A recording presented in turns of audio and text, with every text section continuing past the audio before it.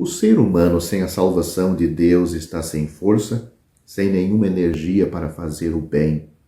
Este é o estado ao qual o pecador, ou melhor dizendo, o pecado reduziu este homem, o pecador. Ele não somente caiu sobre a escravidão do pecado, o que faz necessária a sua redenção, mas também se viu reduzido a um estado de impotência, sem poder agradar ou servir a Deus. Para compensar esta falta de força, devemos possuir um poder. Este nos é indispensável tanto para nos libertar da nossa paralisia interna, produzida pelo pecado, como para permitir servir ao Senhor nas diversas circunstâncias exteriores. Deus nos tem dado este poder, e o maravilhoso é que Ele enviou o seu Espírito para habitar em nós. Algo menos que isto poderia parecer suficiente, mas em seu amor e sabedoria, Deus quis que o Espírito Santo, pessoa divina, fosse a energia ativa do crente.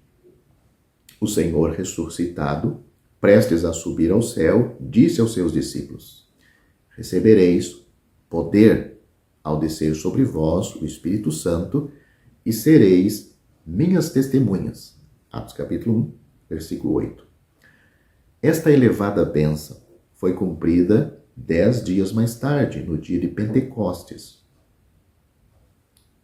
Em Ezequiel capítulo 36 e 37, formula-se profecias que dizem respeito ao novo nascimento e à vivificação que se cumprirão no renascimento de Israel, a fim de prepará-los para a bênção milenar. Nestes 2 capítulos também é abordado o dom do Espírito Santo. Note o que nós temos lá. Porei dentro em vós o meu Espírito, e farei que andeis nos meus estatutos, guardeis os meus juízos e os observeis. Que eles observassem esses mandamentos e juízos. Ezequiel capítulo 36, versículo 27.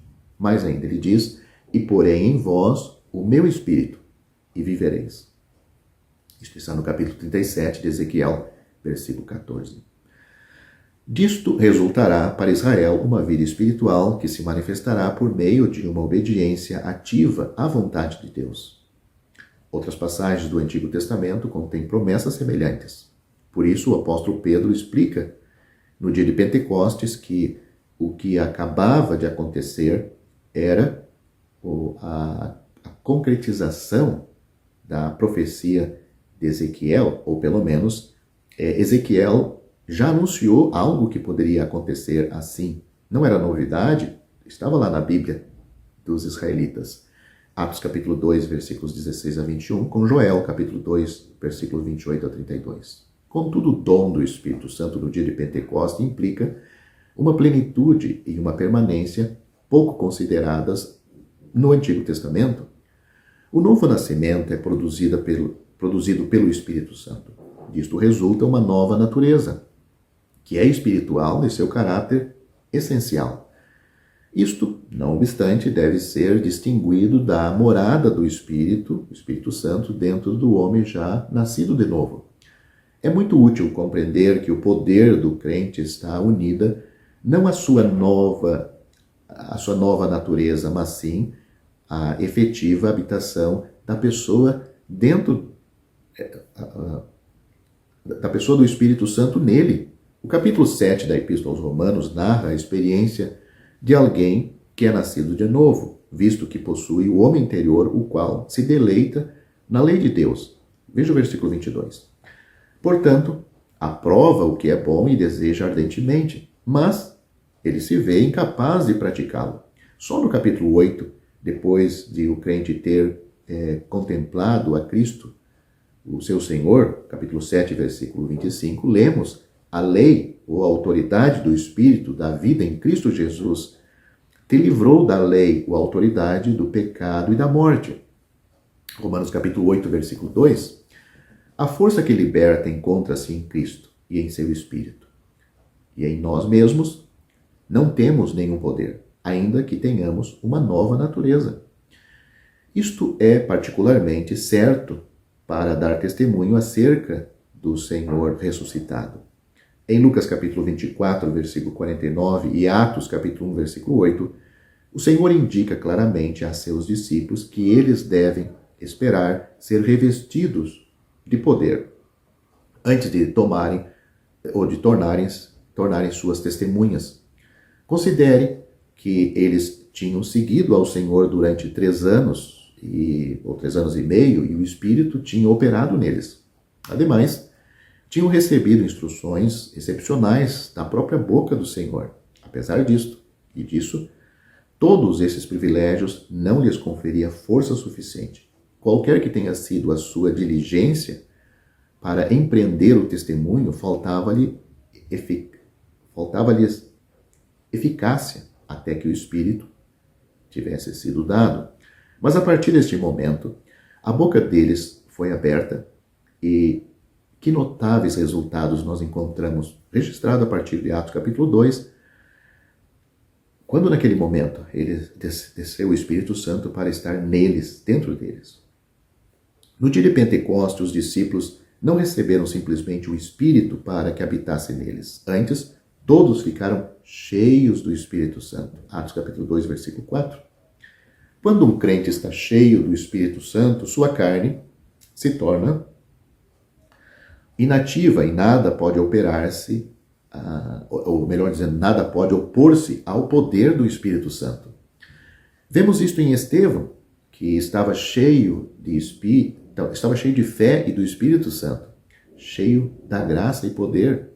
Os seus adversários não podiam sobrepor-se à sabedoria e ao Espírito pelo qual ele falava. Atos capítulo 6, versículos 5, 8, 10 e o capítulo 7, versículo 55. Incapazes de lhes resistir, usaram a violência como único recurso contra Estevão. Estar cheio do Espírito Santo é um estado permanente, ao passo que estar cheio do Espírito Santo não é um estado permanente, ao passo que ser habitado pelo Espírito Santo é. No entanto, todos os crentes são exortados a encher-se do Espírito Santo. Leia Efésios capítulo 5, versículo 18. Pode parecer estranho que tal condição seja comparada ao ato de embriagar-se com vinho, lá nesse versículo, em Efésios. O vinho tem influência sobre o comportamento do homem. Quem dele abusa sente-se agitado e já não se controla. A ação do Espírito Santo não tem nada a ver com essa influência. Aquele que está cheio do Espírito Santo controla os seus atos e ao mesmo tempo que é dirigido de maneira conveniente e divina. De fato, nesta passagem, como em toda a Epístola aos Efésios, o que é muito mal é colocado em oposição ao que é muito bom. Quando um homem está cheio do Espírito, toda a ação carnal é excluída. Todas as coisas que ocupam os nossos pensamentos, o nosso tempo e a nossa energia limitam o poder do Espírito. E não se trata apenas das coisas evidentes, as coisas evidentemente más, mas também de todas aquelas profanas e sem proveito. Por isso, a exortação em Efésios é: não entristeçais o Espírito de Deus. Efésios capítulo 4, versículo 30. Quando entristecemos o Espírito Santo, ele continua morando em nós, pois a palavra nos diz que fomos selados com o Espírito Santo para o dia da redenção. Efésios capítulo 1, versículos 13 e 14. Mas o gozo e o poder espiritual se perdem. Experimentamos com tristeza este estado até o dia que nos julgamos e deixamos de lado o que tem entristecido o Espírito, que pode ser a mentira, a ira, as palavras torpes, a amargura, as blasfêmias. Tudo isso temos em Efésios, como exemplo de coisas que entristecem o Espírito Santo, Efésios capítulo 4, versículos 25 a 31. Todas essas coisas são contrárias à ação do Espírito na esfera individual ou coletiva. Como podemos reconhecer o poder vitorioso do Espírito em nossa vida? A Epístola aos Gálatas dá a resposta resumida nesta exortação: andai no Espírito, Gálatas capítulo 5, versículo 16. Depois de termos crido no Evangelho, Deus nos dá o seu Espírito, o qual nos cela, mostrando assim que somos sua propriedade. Depois disto, devemos andar no Espírito. De forma prática, ele deve ser a fonte e a energia da nossa vida. O andar é uma expressão figurada de nossas atividades. Pensamentos, palavras e atos, tudo deve ser submetido ao controle do Espírito. Desta maneira, não satisfazemos os desejos da carne, os quais são anulados pelo poder do Espírito. De maneira figurada, podemos dizer que a nossa vida está cheia de semeaduras e de colheitas. Cada dia, saímos com cestos de diferentes sementes. Podemos meter a mão no cesto da carne e semear para a carne, ou podemos buscar no cesto do Espírito e semear para o Espírito. Podemos ceder à influência das coisas que satisfazem a carne, ou pelo contrário, ocupar-nos com as coisas do Espírito e assim semear sementes produtivas para a glória de Deus. Leia Gálatas capítulo 6, versículos 7 a 9. Na prática, andamos no Espírito quando estamos ocupados com os interesses do Senhor e nos alimentamos dele. As quedas graves não são as únicas que nos privam do poder do Espírito Santo. Com frequência, é suficiente uma falta de concentração nas coisas de Deus. O Espírito toma do que é de Cristo e nola comunica, mas ele pode estar entristecido devido à nossa preguiça espiritual. Se você fosse dar alguma notícia importante a um amigo e ele o interrompesse sem cessar para falar de coisas triviais, certamente você daria por terminado o seu relato e ficaria entristecido e decepcionado. Da mesma maneira, o Espírito é sensível a tudo o que diz respeito à glória de Cristo. Tanto o entristece a falta de atenção como o fato de nós pecarmos. Peçamos a Deus que nos mostre até que ponto a nossa falta de poder espiritual é o resultado disto. Outro assunto que podemos pensar é, por exemplo, o apóstolo Paulo é um exemplo para os crentes. Observemos, pois, os resultados da ação do Espírito em sua vida de serviço. No período de quase 25 anos, ele evangelizou diferentes povos que ocupavam vastos territórios. Tal obra não poderia ter sido realizada sem a energia comunicada pelo Espírito de Deus. A sua pregação caracterizava-se pela simplicidade. Note 1 Coríntios capítulo 2, versículos 1 a 5.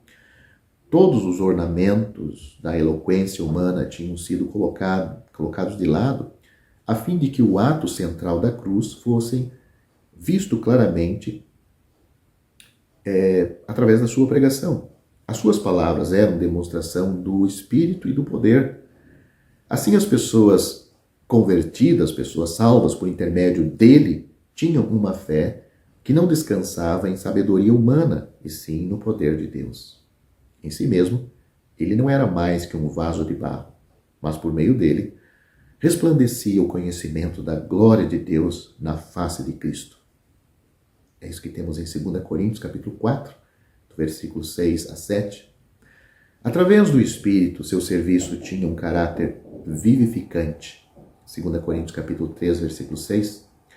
Nos duros combates pelo Evangelho, as suas armas eram espirituais.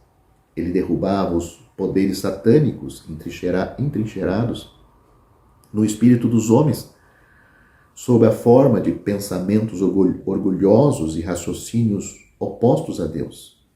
Os crentes, resultantes deste ministério, eram a carta de Cristo escrita pelo Espírito do Deus vivente. 2 Coríntios capítulo 3, versículo 3. O Evangelho não tinha chegado a eles tão somente em palavra, mas, sobretudo, em poder no Espírito e em plena convicção. 1 Tessalonicenses capítulo 1, versículo 5. O Espírito Santo é um espírito de poder, de amor e de moderação, a fim de que o crente possa servir ao Senhor, participando dos sofrimentos a favor do Evangelho, segundo o poder de Deus, ao mesmo tempo que guarda um equilíbrio sadio em sua atividade. Leia os versículos dos quais eu estou explicando, 2 Timóteo capítulo 1, versículo 7 a 8 e o versículo 14. Para o servo de Cristo, o Espírito Santo é, por sua vez, fonte de poder e de felicidade. No dia de Pentecostes, o Espírito Santo veio à igreja, a qual passou a ser, desta maneira, a habitação de Deus no Espírito. Efésios capítulo 2, versículo 22. O Espírito Santo faz igualmente sua habitação em cada crente. É o que temos em 2 Timóteo capítulo 1, versículo 14 e 1 Coríntios capítulo 6, versículo 19. Estas duas habitações, ainda que muito relacionadas, devem ser distinguidas uma da outra. As bênçãos que até aqui temos estudado resultam da habitação do Espírito no crente. Elas são muito preciosas. Não obstante, as bênçãos ligadas à sua habitação na igreja, ou seja, a habitação do Espírito Santo na igreja, conduzem a um terreno mais elevado, o do corpo de Cristo, o da união dos crentes com Cristo e entre si. O Espírito é um poder de unidade. Note o que temos na Bíblia. Em um só Espírito, todos nós fomos batizados e a todos nós nos foi dado beber de um só Espírito. 1 Coríntios capítulo 12, versículo 13. Veja também 2 Coríntios capítulo 1, versículos 21 e 22. O Espírito permite o harmonioso funcionamento do corpo de Cristo. Isso nós temos em 1 Coríntios capítulo 12, versículo 11. Ele promove, em particular, uma doce comunhão entre os santos. Filipenses capítulo 2, versículo 1. E cria neles um poderoso amor, que é a base de todo serviço. 2 Timóteo capítulo 1, versículo 7. O apóstolo Paulo, depois de ser exposto, ou melhor dizendo, o apóstolo Paulo, depois de ter exposto os belos resultados deste amor manifestado na liberalidade entre os crentes, declara: graças a Deus pelo seu dom inefável. 2 Coríntios capítulo 9, versículo 15. Certamente esse dom inefável é o Senhor Jesus, mas também é o dom do Espírito Santo. Para cada crente e para a igreja, uma superabundante graça de Deus da qual somos beneficiados. Deus, ele amou o mundo de tal maneira que deu o seu Filho unigênito, para que todo aquele que nele crê não pereça, mas tenha a vida eterna. Porque Deus enviou seu Filho ao mundo não para que condenasse o mundo, mas para que o mundo fosse salvo por ele. Quem crê nele não é condenado. Mas quem não crê já está condenado, porquanto não crê no nome do unigênito Filho de Deus. E a condenação é esta: que a luz veio ao mundo, e os homens amaram mais as trevas do que a luz, porque as suas obras eram más. Porque todo aquele que faz o mal odeia a luz, e não vem para a luz, para que as suas obras não sejam reprovadas. Mas quem pratica a verdade vem para a luz, a fim de que as suas obras sejam manifestas, porque são feitas em Deus.